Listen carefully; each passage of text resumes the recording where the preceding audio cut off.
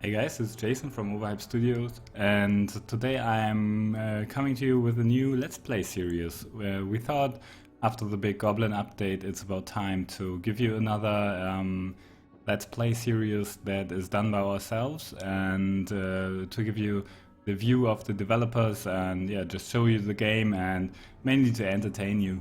So as we go along I will explain a couple of things, but I don't want to go too deep into details, so we're just gonna scratch the surface and focus on gameplay. So let's start a new campaign. Here comes the first change. We added a couple of banners for you to choose from, and also we changed around the names of the difficulties. We changed them to be even, challenging and deadly to basically to manage the expectations of people better, and we want new players to start on even because that's that's a way more accessible experience, and for better players we recommend the challenging setting, and the challenging is the normal setting from before. This would be the easier setting and this the harder setting, but by renaming it and making even the default setting, I think we're gonna give the people a way easier start into the game. So here we go, let's change the name of our warband to the Iron Shields. Maybe that's a good name. Here we go, episodes will be roughly half an hour long. I think that's pretty decent length. You probably all know the introduction, so we're just gonna jump right in and accept our first contract to raise the bandit hideout. And maybe at the start I give you a little introduction on what you should do when you start a new game. So what we changed around, that now you can start with the 3 companions. That is usually one melee companion with a shield and a spear, then one with a 2-handed axe and one with a bow. So you have all 3 kinds of weapons accessible at the very start. And also they are pretty proficient in combat, as you can see. They have pretty high melee skill and rather decent range skill for this one. So you have a pretty decent start to get into the game. First of all, let's look for some companions, for some more battle brothers. We have 2,500 crowns. Let's take on a couple of rather cheap guys. We changed around with the Goblin update all the prices in the game, especially for equipment, and that is why some of these guys, if you take a look at Hanke, the bastard, he's a bastard, he has a short sword and a chainmail going on, and he's pretty expensive, so you usually don't want to hire that guy at the beginning because then half of your money is gone. Just gonna take a look at the other backgrounds. Here's a new background we have, it's a Houndmaster. We're gonna take that guy, and maybe some other. This one's really expensive, it's a Raider. He's got really good combat skills and amazing equipment, but I cannot afford that guy. Okay, let's get some more feet on the ground. Let's take the Miller, and 6 guys should do the trick. Let's get another one. Yeah, like so. You should, when you start out the game, you should be around 5 to 7 guys. I don't recommend it going with any less than that. Now let's get some equipment. We can have a quick look at what equipment they have. They have hardly any equipment. So what I would recommend at the very start is to get as many shields as you can get. Shields are the real lifesavers. I think I could need 4. Yeah, that's 4 shields. Let's give them all a shield. Shields are absolutely crucial in keeping your guys alive, because they increase their melee defense and the range defense, so they will be harder to hit by the enemy. And especially in the beginning, people can hardly take any damage before they fall over. So that's very crucial to protect your guys. And then we need some weapons. In the beginning, I highly recommend you using spears because their basic attack has a really high chance to hit, and swords. The Zax is actually very good. You're gonna get that. The slash also increases the basic attack of the Zax also increases your chance to hit. Let's get some basic armor like these leather tunics, padded surcoat. That's like my favorite early game armor. Let's get a hood and maybe like another helmet. Okay, let's see how far we get with this. The two-handed axe guy, he definitely needs the strongest armor you can muster. You're gonna have here's a rugged circle that's got 55 armor. And it's got less, so we're gonna keep him with this and the Akaton capped, and that's pretty decent equipment. Okay, you get this one. You grab that. Maybe get a hood on your head. Let's take a quick look at our new Battle Brothers. This is the Dog Keeper. Yeah, it's got a decent melee skill. I'm mainly looking for the melee skill and the fatigue. Those two stats are really important. Oh, he's really good. He's a really high roll melee skill. He's amazing. I want to protect this guy as much as possible. So as he has very high melee skill, he's gonna get this one. The guy with the lowest will roll with a spear. Oh wow, this guy's amazing. He's got +5 melee skill, so starting out with the 59 melee skills is absolutely amazing. Okay, what else do we need? We could use one more weapon. And maybe a little bit more head armor. Oh, our money is running really low here. Let's get this really cheap bludgeon. It's not a very decent weapon. I know, better idea. Let's get the pitchfork. Pitchfork is a weapon you can use over a tile, so you can use it from the second row. And as you have only one attack per turn, you will want to give it to the guy with the highest melee skill. And that would be this one. As he doesn't get attacked that much, he won't need that much armor. You get this, and you get this. So this guy can use the club, use the sax. Okay, and we're pretty much set for the first fight. The first fight's pretty easy, and it's a very good opportunity to get into the game and to see how all the mechanics work. When you start out the new game, there's usually 2 locations, the bandit hideout, and we added a abandoned graveyard. That's very close to the starting town. So you can have like 2 rather easy fights at the beginning to check out how the game works and yeah, to gain some experience. Okay, let's wait. They are on this hill. Oh, that's really bad. The archer is really high up on the hill, so maybe I have to rush him at some point. The high ground is absolutely crucial. So one of the main mistakes that beginners do in the game is they do not take account of high ground. If there's some guy on high ground and you're standing around him with like 2 or 3 guys, he will probably kill one or 2 of you because the high ground is so good. It gives such a big combat advantage. I'm just gonna wait it out here, so this guy won't intercept me when I try to get to the archer. This is the wait turn. I'm gonna use that a lot. Okay, he's pretty close, but let's wait for what the other guys are doing. Okay, he spotted me when moving in. That's not very good. Let's wait it out. Okay, I think from now on it's only my guys. Let's head over here, and this is a slash I talked about with the axe. He has a +10 chance to hit.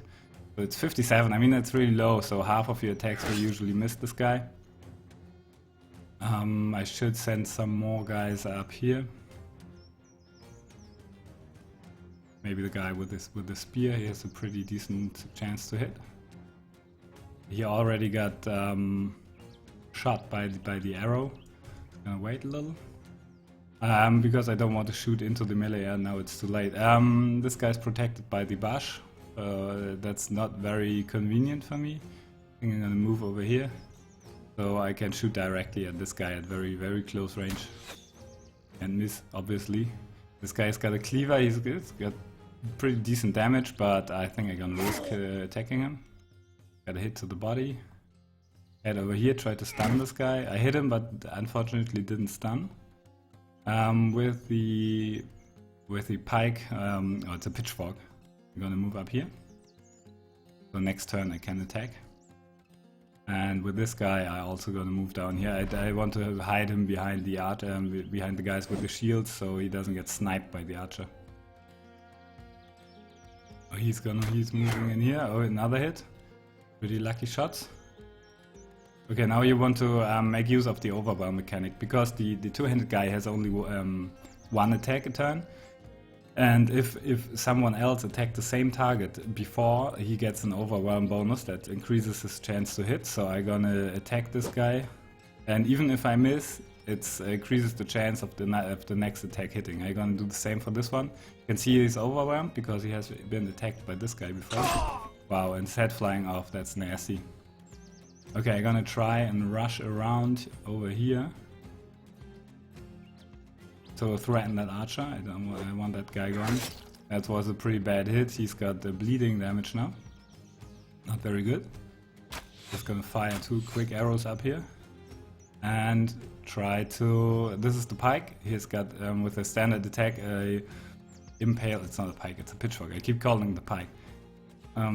He's got a standard attack that has a range of 2, which is pretty awesome. So he can attack this guy over here. So you can see height disadvantage, only 40% to hit, and this guy's got 50% to hit. So what I'm gonna do is I'm gonna wait and use the overwhelm bonus as well. First of all, I'm gonna do a shield wall to protect my guy, and then I'm gonna use the thrust to set up for the attack of the pitchfork. Okay, now we've got an overwhelm 67%. Wow, head flying around. That was nasty. Okay, now we can maybe rush up this way. No. So I have to cycle all the way around. That's pretty bad. And time for the attack with the pitchfork. And this guy is overwhelmed, so it went up from 40 to 50. This is still pretty bad. Wow, amazing. Really good hit. Really lucky hit. 50%. Usually you miss those. Let's move up here because you can see the small orange shield on my friendly guy. It means he's standing in the line of fire. And you don't want that, you can hit your own guy, and that's really, really bad if that happens. Oh wow, he's still shooting. Maybe I can move up this way. I'm gonna try. It doesn't look like it. Oh wow, that was a bad hit. This flail is ignoring the shield, so I didn't take that into account.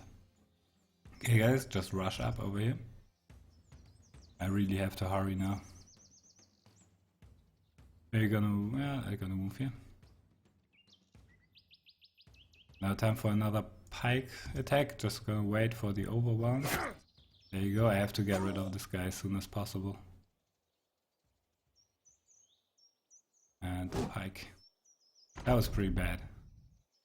Okay, now I've got a really big problem with this guy. Maybe I'm gonna try an aim shot through my own guy. It's a very high risk. We're gonna try it. He missed. Oh come on, that was like a crazy, absolutely crazy hit. Like over half the map. So now I'm cycling in on this guy. Okay, now he's fleeing. Every time a guy gets hit, he loses HP, and he can lose his morale check. That's what the resolve is actually for. Resolve represents like the moral stability and the daringness of the guy. So his morale broke when he got hit, and now he's fleeing. So he doesn't have his zone of control anymore, and I can just he will just run away, and I can just kill him easily. Okay, I'm gonna move up here, and my guy is completely wasted. This guy will probably just get out his close combat weapon and one hit my guy. So I'm gonna have to bring up my shield to increase, basically double my defense bonus. And there he tried to flee, and if some guy wants to move out of your zone of control, you get like a free attack. So that was the free attack right there. He got killed by my guys. Just got stabbed. Really nasty. Hide behind the shield guy. That's it. Wow, there he goes. He's only got a knife, luckily, and he also missed. And that's always a good thing.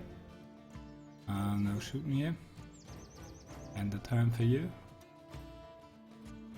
Better get my guy up close. This guy's pretty... Yeah, he didn't take any damage at all. So I don't want to expose this guy as well. He's pretty messed up. This guy's pretty in a decent shape. Espen. Okay, most important thing is keep the shield wall up, and what I will try to do is knock this guy down with the knockback. It's a skill given by the shield, and you get to knock a guy down. I want to get rid of the height advantage, and I also want to get out of close combat contact with this guy. Wow, it worked. Just had 58% chance to hit. And yeah, now he's down, and he's still in the zone of control from Volker. So if he tries to move up, I get a free attack on him. Or if he tries to move at all. That was like a really lucky punch. make use of the knockback ability. That's also a very important thing that many new players don't do. They don't use the knockback abilities, and it's a really big mistake. Now I can take the high ground. I knocked him down. I can have the high ground. I've got like a 74%, which is amazing. I'm gonna use the knockout with trying to stun the guy. Missed him, unfortunately. If you have a guy like this with a two-handed weapon and he's pretty wounded, you don't want to move him directly into close combat. You want to have him one tile away from the close combat, and then wait for the next turn so he gets full of AP. So when it's his turn, he can move in and attack in the same turn before getting risking getting hit. This is pretty dangerous. This guy's wounded. I'm gonna put up the shield wall. Hope that works.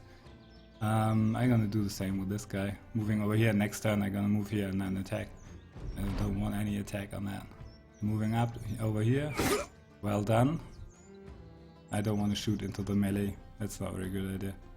Come on. Well done. Okay, I think this is pretty much in the sack. Moving in here, getting the overhype bonus from the other attack. Of course missed, and down he goes. Okay, first fight. We didn't lose anybody. We received a little damage, but I think it's pretty okay. And let's look at the loot. Yeah, armor parts are always very important to repair armor and weapons. Unfortunately, we didn't get any decent weapons, so yeah, the loot's not amazing on this one. Okay, let's get back into the town and fulfill our contract. There you go. Okay, so now we have some money to work with. First of all, okay, he wants us to escort the caravan. We will do the graveyard next before we do anything crazy. Okay, let's take a look at our other guys. I think with 7 guys we are pretty much set. What we could use would be a... Oh, let's get the war dog. War dogs are really good against zombies and bandit thugs. And this one's armored. I would like a non-armored one because this is really expensive, this one. But anyways, I love those guys. And I also love some throwing weapons. Let's get some throwing axes. That's a new weapon we introduced with the Goblin patch. Let's get rid of some of these. We don't need that. That's not very good, and that's also not such a great weapon. Okay, I think we could definitely use some more armor for our two-handed guy. Let's get the padded leather. I'm working with all the money I got, so this is really risky because you have to pay your guys, and if you run out of money at the wrong moment, people will start deserting you. So that's a very risky strategy to do. Okay, here we go. Oh man, I'm pretty beat up. I have to repair some stuff. Let's get the leather armor to this guy because he doesn't have a shield. Okay, where's my Houndmaster? Sorry, excuse me. Got a little cold, so here it is.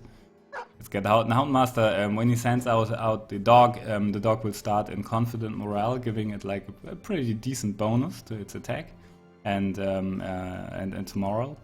Okay, let's figure out who's going to get the throwing weapons. I think he's got the highest range skill.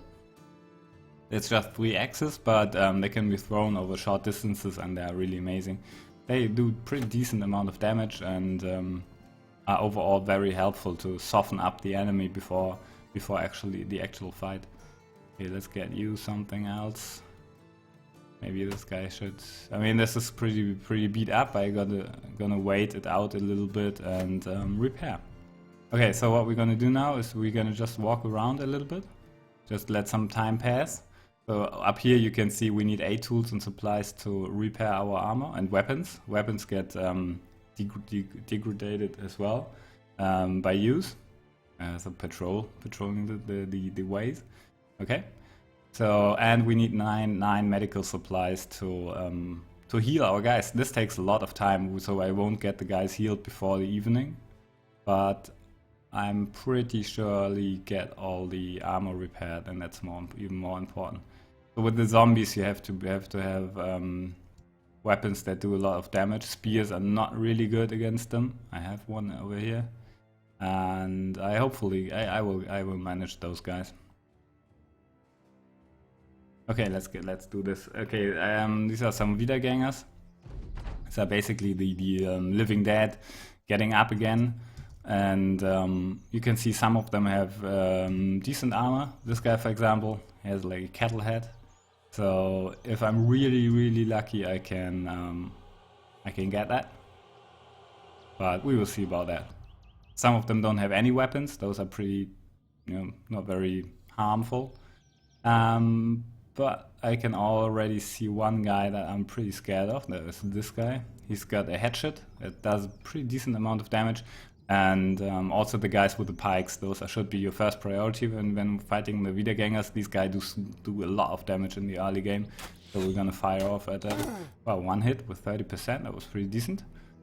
Okay, what we're gonna do, I think we're gonna wait another turn. Gonna wait it out. Maybe set up so we can get the high ground over here. Maybe move up a little bit, like so. I can throw 2 axes, maybe I should do that. It's like just 33% to hit. But I have to switch back. Unlucky. The 2 misses. I'm gonna want my 2-handed axe guy on the high ground because for him the bonus to hit he gets from the high ground is absolutely crucial. Now one thing you want to do against the zombies, the spears don't do a lot of damage, but zombies are not very intelligent, so they will run into any spear wall you put up. Let's do that, put up a spear wall and they will just straight rush for you because they are not very intelligent. I want to keep the hound for now. If you let him loose too early, he will surely die in like 1 or 2 turns. So you have to use him very wisely. Usually later in the fight, or to hunt down archers, or to finish off enemies that are already wounded. But don't attack with them. It's not a very good strategy. Come on, give me another hit. Nope. It's just gonna wait where they end up. They should just straight walk for me. Those guys are pretty slow. Wow, that was the first hit with the spear wall. Just gonna wait, maybe somebody's making contact this turn. Oh, can throw another one. Short distance. Throwing weapons get a really massive bonus to hit over short distances. And that was why even people with a very low range accuracy can use them effectively. So this guy's got decent range to skill, so he's got pretty high chance to hit. If you will be standing like 1 tile closer, I can move 1 tile closer. Like so. And I only have 1 left, so that's alright. Wow, that was a hit to the head, amazing one. Now I cannot change my weapon, but it's no problem. Okay, there you go, nice one. Just stabbed him. And again, so he repels them pretty decently. You can see like the bulk of the enemies is over here. I'm gonna put up another spear wall. That was pretty decent. You have to watch the fatigue. When you do that too many times in a row, your guy will run out of fatigue and then you've got like a real problem. Okay, this guy needs some backup. Wow, stunned him, amazing. Now we can just hack away. Didn't hit, unfortunately. Okay, gonna move up 1 tile, trying to stab this guy, 75%. Let's do this. Unfortunately, I didn't hit. Gonna wait it out with this one. I don't want to get this guy too far up. You just fire at this guy. Wow, 2 hits, amazing. And another one. I'll finish him with the. He's gonna finish him with the pitchfork. There you go, amazing. With the zombies or the Wiedergängers, it's really crucial that you. Let's put it up another spear wall. Amazing. It's very crucial that you keep in mind that these guys will get up again after you kill them, or many will, and. Even if you do not have any problems with wrong skill, with killing them early, they will get up again, and then at some point you guys will get so fatigued that that they will just overwhelm you, and that's the point where it gets really sticky. Okay, now they made contact. I think this is the point where I release the Warlock. You can choose where to release it, like on an adjacent tile. So I'm gonna put it here. And it will just join the turn order after the guy who released it. And I will put up a shield wall. This guy's... No, I would just attack. Like 81 is a really good chance. So here he goes, and maybe he takes a bite. Wow, amazing. That's a massive damage. Okay, height advantage. I will focus on this guy because he does a lot of damage. Well done. Unfortunately, there was no head cut off because if you cut the head off a zombie, then he won't get up again, of course. There he is already. Come on, War Dog. What's your name? Brock. Okay, you're doing well. What I'm gonna do is gonna try to impale that guy. Amazing work. Well done. This guy's got a pretty decent armor. Just working him down slowly. And try to move the archer up to get a clear line of sight. I'm moving him even further. He's trying to bite my dog. Okay. 72%, let's do this. Hit to the head. Unfortunately not the body. I want to keep that helmet, and if it gets destroyed I can't loot it. So that's always a bad thing. Okay, let's move you. Okay, he's still got a turn to go. Let's just do this like this. Okay, let's get into some more attacks on this guy. Come on, you can do it. No. Okay, kill that guy. Lucky he missed. Ow.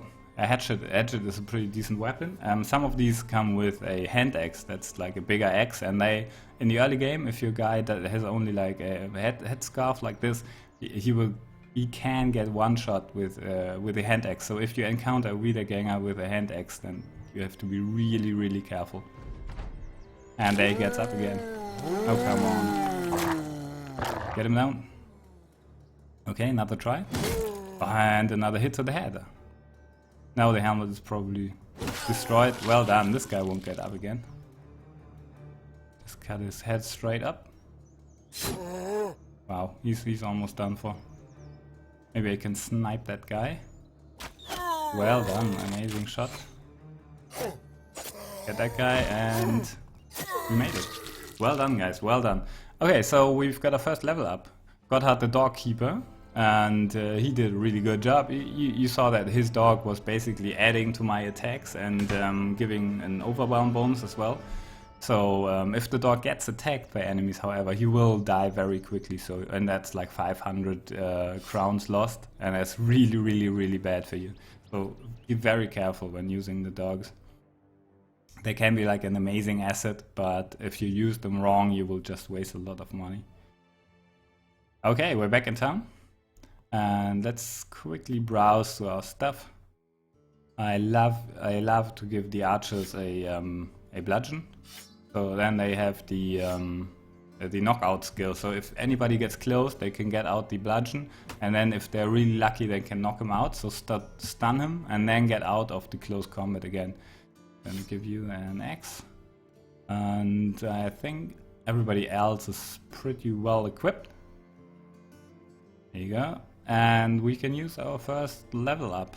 Okay, let's take a look. Before you select a perk or assign any stats, you should definitely have a look at the stats of the guy and then see what he's needing. This guy has actually pretty decent range skills, so I can also give him some ranged weapons. That would be pretty rad. And his fatigue is rather low. His resolve is okay-ish. Hit points are okay, so he's overall like very decent guy, but not really good. So what I like to do with his rather mediocre melee skill, I've got to give him the fast adaptation, and this will increase his chance to hit after a miss by 15%. And just overall, this is like an amazing perk for basically every character because he then gets the damage in. Okay, let's take a look at the stats. I would definitely increase the fatigue. 74 is really low. The melee skill 46 is not that. It's okay-ish, but it's not really crazy. And now for the third one, it's a pretty close call. I could increase the range and then give him some ranged weapons. The hit points are crucial in the new build. We introduced the direct damage, where some weapons or some attacks to a degree bypass armor. So the health points got way more important with this one. Maybe I could increase his defense, but yeah, I would like to go with the range skill. I love the throwing weapons. I would give him some, and now he's really well suited for that. Maybe I can get some here. It's like 216. That's pretty close, but whatever. Let's sell all this crud, like so. and give him the throwing axes. There are also other throwing weapons like throwing spears or like javelins. It's not really throwing spears, and they're pretty good too. But we don't have any over here. Okay, so for the next episode, we're gonna take up a contract and maybe escort a caravan or do a delivery and then settle out into the world. So this was the first episode for our Let's Play, and there are many more to come. So see you on the next episode. Bye.